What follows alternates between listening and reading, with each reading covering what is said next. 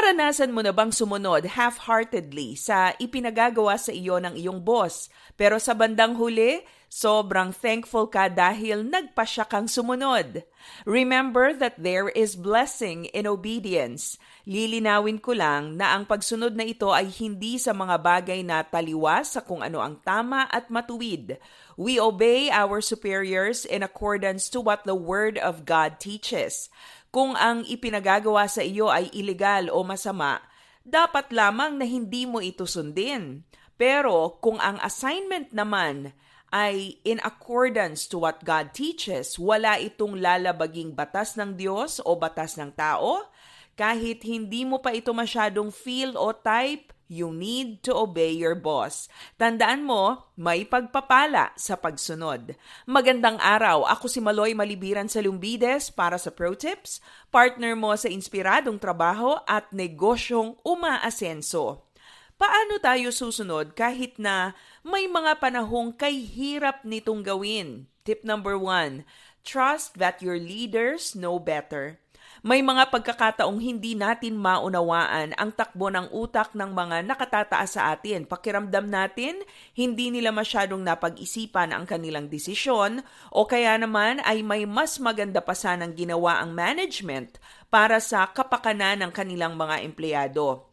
Iyon ang mararamdaman mo kung naniniwala kang mas mahusay ka kaysa sa iyong boss. May element ng yabang, hindi ba?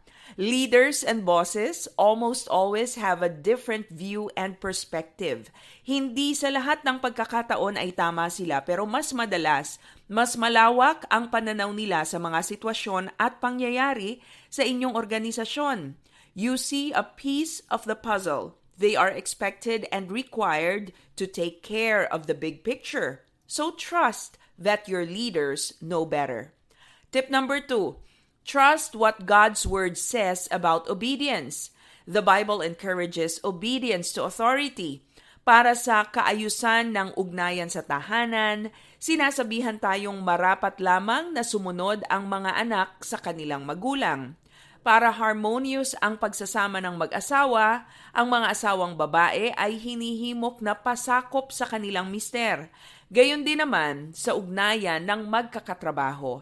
Ang sabi sa Ephesians chapter 6 verses 4 to 6, servants, obey your boss. Respect him with all your heart and try to please him as you would Christ.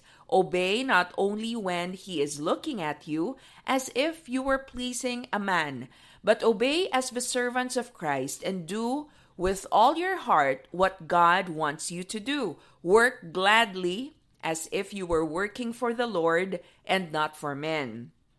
Ang paggalang at pagsunod sa mga nasa posisyon ng authority ay nagbibigay kaayusan sa ating kapaligiran, bahay man yan, opisina o lipunan. Trust what God's Word says about obedience. At pangatlo, obey not just when it's easy, obey what is right. May mga kakilala akong sumusunod lamang kapag ito ay madaling gawin o convenient para sa kanila. They obey when it is easy and convenient to follow. Pero sa oras na ang kanilang obedience ay mangangailangan na ng sakripisyo, hindi na sila makasunod. The test of real obedience is following the order of your superior even when it is difficult to do.